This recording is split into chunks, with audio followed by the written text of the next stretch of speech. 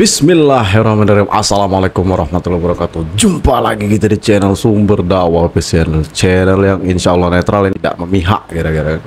Pokoknya kalian tepat kalau masuk di channel ini. Oke, tanpa berbasa-basi, ini masih berita pemilu dan ini wow, ini sangat hangat sekali guys, ini sangat.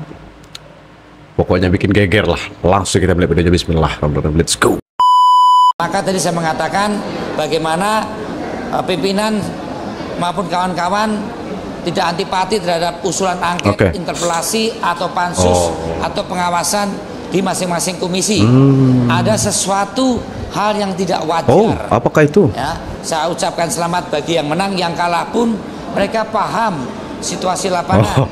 Money politik yang sudah tidak normal lagi.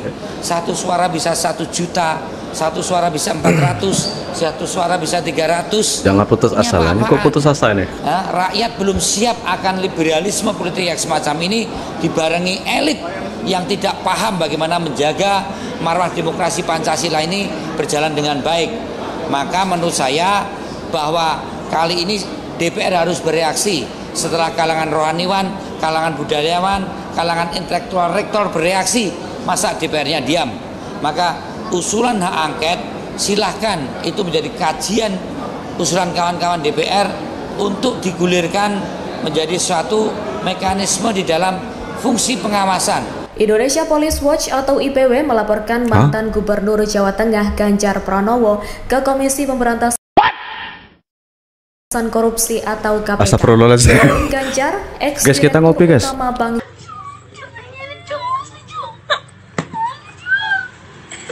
Jateng berinisial S juga dilaporkan.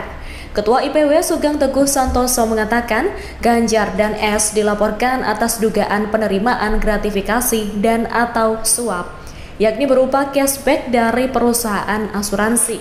Hal itu disampaikan Sugeng pada Selasa 5 Maret 2024. Saya kecewa, saya sedih. Pekerja yang sudah bekerja Pak Erick Thohir itu hasilnya dirampok oleh oknum-oknum yang biadab. Siapakah itu, Pak? Ketika membongkar mega korupsi Jiwasraya dan Asabri, saya merasa khawatir dan tetap ada kecurigaan bahwa Pak Erick Thohir ganteng banget. Yang dikelola perusahaan BUMN pun mungkin ada indikasi yang sama. Dari 48 dana pensiun yang dikelola oleh BUMN itu 70% sakit. Jelas dari hasil audit ini kaget saya guys, itu ada kerugian negara 300 miliar rupiah dan ini belum menyeluruh dibuka oleh pihak BPKP dan pihak kejaksaan. Artinya angka ini bisa lebih besar. Oke, semangat. Bongkar. Transaksi investasi ini dilakukan tanpa memperhatikan prinsip tata kelola yang baik. Bahkan dari 4 ini 2 dana pensiun ada indikasi fraud yang tadi disampaikan oleh Pak Menteri BUMN.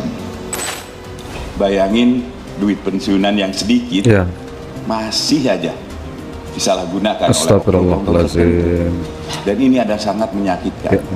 Kami mendahulukan dana pensiun sesuai dengan program kami Kejaksaan Agung yang menyentuh harkat hidup orang banyak. Itu yang Pak, semangat Pak. Pemilu adalah perwujudan kedaulatan rakyat dan oleh karenanya tidak ada satupun kekuatan di negeri ini yang boleh merebut apalagi menghancurkan. Karena ini terkait dengan daulat rakyat, maka pemilu haruslah berdasarkan pada prinsip kejujuran, keadilan, tanggung jawab, dan etika yang tinggi. Tidak ada boleh satupun pihak-pihak yang mencoba memobilisasi sumber daya negara untuk memenangkan salah satu pihak, walaupun mungkin itu ada hubungan dengan anak, saudara, kerabat, atau relasi kuasa yang lain. Pemilu tidak bisa dipandang hanya dalam konteks hasil. Lebih dari itu, konteks proses harus juga menjadi cerminan kita semua untuk melihat apakah pemilu telah dilangsungkan secara jujur dan adil. Jika prosesnya penuh dengan intimidasi, apalagi dugaan kecurangan, pelanggaran etika, atau politisasi bansos, intervensi kekuasaan, maka tidak bisa dianggap serta-merta pemilu selesai saat pemilu telah berakhir jadwalnya. Saya adalah salah satu pelaku sejarah Gerakan Reformasi 98. Sepanjang pemilu yang saya ikuti semenjak 99, saya belum pernah melihat ada sebuah proses pemilu yang sebrutal dan semenyakitkan ini, di mana etika dan moral politik berada di titik minus, kalau tidak bisa dikatakan di titik santai Bu Dewan. Ketika para akademisi, para budayawan, para profesor, para mahasiswa, bahkan rakyat biasa sudah mulai berteriak tentang sesuatu yang dianggap ada kecurangan, maka saya kira alangkah naifnya kalau lembaga Dewan Perwakilan Rakyat kami anteng-anteng aja Bu, santai, dan membiarkan seolah-olah tidak terjadi sesuatu. Tanggung jawab moral dan politik kita hari ini adalah mendengarkan suara yang sudah diteriakkan ataupun suara yang tak sanggup disuarakan. Silent majority saya kira akan sepakat dengan kita untuk melakukan langkah-langkah konstitusional, apapun langkah-langkah itu. Dan hari ini kami menerima begitu banyak aspirasi dari berbagai pihak bahwa DPR hendaklah menggunakan hak konstitusionalnya kita merokok lagi hak angket, agar dan melalui hak angket santai, agar kita tenang, terang panas, sekaligus juga mengakhiri berbagai desas-desus kecurigaan yang tidak perlu. Kita hanya ingin bahwa demokrasi yang kita lahirkan dengan air mata, berdarah-darah, dan bahkan nyawa yang begitu banyak dikorbankan pada tahun 98 tidak berakhir dengan sia-sia. Oleh karena itu pimpinan dan seluruh anggota DPR, saya mendukung hak angket ini kita lakukan semata-mata untuk memberikan kepastian bahwa seluruh proses pemilu 2024 benar-benar dijalankan Bu, semangat. berdasarkan jangan putus asa aja. Kejujuran, keadilan, etika yang tinggi. Karena disinilah fungsi kita yang sedang ditunggu oleh rakyat. Saya kira ini yang saya sampaikan. Sekali lagi, kita tidak boleh tinggal diam. Jangan pernah menjadi pengkhianat dan mengkhianati daulat rakyat. Bagaimana rasanya merasakan dicurangi. Dan hari ini ketika paslon 02 dimenangkan dengan hasil kecurangan, ini artinya negara ini lebih bobrok. Penyelenggara negara ini lebih bobrok. Apa-apa nih guys? Artinya kita bawa ngopi. Kita semua daripada supremasi penegak hukum dan seluruh rakyat Indonesia dibuat menutup mata tentang bagaimana melek hukum. Melek kan, melek. Untuk itu, alhamdulillah saya mengingatkan Bapak Insinyur Joko Widodo sebagai Presiden Republik Indonesia. Ingat, al-yawma nakhtimu ala afwahihim wa tukallimuna aydihim wa tashhadu arjuluhum bima kanu yaksubun. Akan datang suatu hari di mana Insinyur Joko Widodo diminta pertanggungjawaban oleh Yang Maha Kuasa. Astagfirullahaladzim. Tuhan seru saudara. Bahwa tidak ada yang bisa ditutup-tutupi oleh seorang Jokowi. Tidak ada yang bisa ditutup-tutupi oleh siapapun yang berada di barisan rezim hari ini.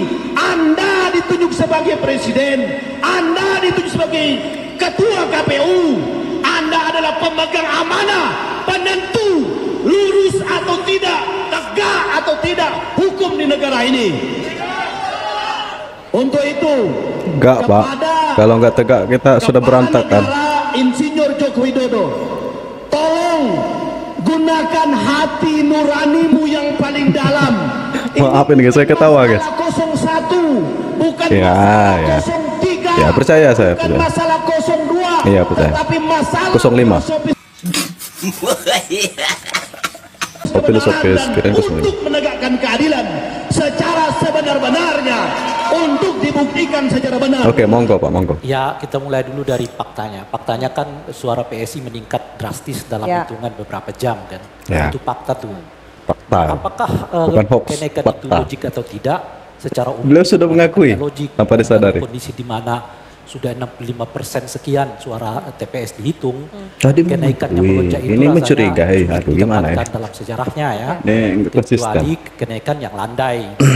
Tapi untuk ukuran PSI dapat 1% itu kan sangat tinggi berbanding mereka cuma dapat 2%. Kalau misalnya PDI dalam situasi kayak begitu dia dapat 1%, logik karena di angka minimalnya di 16% kan gitu ya. Penting, betul penting. Penting, kejujuran penting. Yang bohong siapa masalahnya? Hah? Kejujuran sudah mati gitu dari bangsa ini. Oke. Ini seolah-olah, aduh, nanti lah.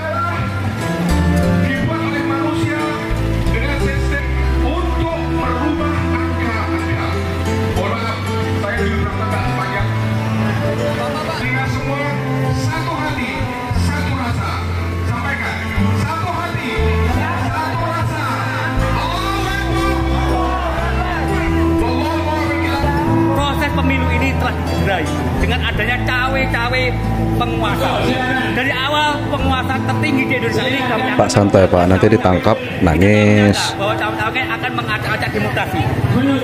Karena faktanya, bagaimana disampaikan hari ini sesuai dengan yang telah kita tuangkan dalam pernyataannya, itu kita sampaikan bahwa ada indikasi cawe-cawe oleh penguasa dalam hal apa? Pertama, mobilisasi aparatur negara untuk memenangkan calon tertentu. Kita nggak jadi nama calonnya. Jadi ada indikasi aparatur negara, penyelenggara negara mulai dari pusat sampai daerah diintervensi untuk memenangkan calon tertentu. Kemudian adanya dugaan penyalahgunaan bansos yang arahnya bukan untuk semata-mata kepentingan rakyat, tapi untuk melakukan semacam pengkondisian agar rakyat memilih calon tertentu. Karena itu kami di lapangan tentu juga mendengarkan aspirasi yang berkembang. Aspirasi yang sangat mendesak bagi mereka adalah pengangguran, penciptaan lapangan kerja. Setuju saya. Bukan hak angket yang diperlukan mereka justru adalah cerdas. hak para sopir angkot. Cerdas. Hak para sopir angkot, ribuan bahkan puluhan ribu yang anak-anaknya mereka masa depannya sekolahnya belum tentu. Kami butuh pekerjaan, bukan butuh demo. Memenuhi kebutuhan dasar mereka. Kita bisa menyaksikan bagaimana masyarakat kita hari ini kerja hari ini hanya untuk makan besok. Bahkan kalau mereka sakit hari ini maka besok dia harus utang di warung. Inilah aspirasi yang sangat mendesak, yaitu menciptakan lapangan pekerjaan. Betul ini. Dan karena itu saya ingin mengingatkan, jangan sampai respon dari teman-teman yang tidak siap kalah menunjukkan dalam sejarah kita merupakan respon terburuk sepanjang pemilu reformasi ini. Kenapa demikian? Karena belum menggunakan instrumen hukum yang telah digunakan, disiapkan, disediakan oleh undang-undang, sudah menuduh pemilu ini curang. Ini berbahaya sekali bagi kelangsungan demokrasi kita dan masa depan bangsa kita ke depan. Bapak ganteng. Yang ketiga, yang saya ingin sampaikan bahwa sebagai anggota DPR seharusnya kita mengetahui tentang tata laksana pembahasan APBN kita. Menyangkut program makan siang gratis adalah program ini baru anggota dewan memang yang benar-benar memikirkan rakyat Indonesia. Masalah ini yang menjadi alasan-alasan kenapa ada kata-kata angket itu harus bergulir, ya karena ini menjadi salah satu poin tambahan. Nanti kita bahas nih angket. Iya, ini akan menjadi salah satu poin tambahan karena yang tadi sebelum-sebelumnya ini banyak yang terjadi, pelanggaran-pelanggaran, kampanye terselubung oleh presiden, pejabat-pejabat negara, menteri-menteri, bahkan menteri kemarin baru divonis teguran, ya kan? Artinya kan memang melanggar gitu ya, dan banyak lagi. Ingat saya Bang itu, Ade Armando. Ditindak oleh Bawaslu, tidak ditindak oleh PJ Gubernur Heru. PJ Gubernur Heru adalah orang dekat Presiden Jokowi, kan itu ini perlu, ini pertanyaan-pertanyaan ini dan ini bertambah ya kan, berakumulasi dan akhirnya PSI ini, karena ada anak presiden di situ. Nah guys, waduh Masya Allah itu tadi yang closing statement oleh anggota dewan itu tak tahu saya fraksi partai apa tak tahu. Pokoknya beliau memang betul mewakili mewakili aspirasi seluruh masyarakat Indonesia. Memang betul. Kami butuh pekerjaan, Pak. Nah, itu betul. Apalagi di tengahnya melonjaknya harga-harga sekarang. Ini kan melonjaknya ini bukan karena bukan karena pemerintah, tapi memang karena tradisi setiap bulan Ramadan memang setiap harga barang-barang pokok pasti melonjak naik. Belum pernah dalam sejarah menjelang bulan puasa, menjelang Ramadan harga itu normal apalagi murah gitu. Itu belum pernah. Tapi memang betul bahwa kami butuh pekerjaan. Jadi ya sudahlah, untuk para elit politik, betul kata beliau, pikirkanlah masyarakat atau masa depan bangsa ini, terutama generasi-generasi penerus atau anak-anak bangsa yang pokoknya miris kalau kami melihatnya.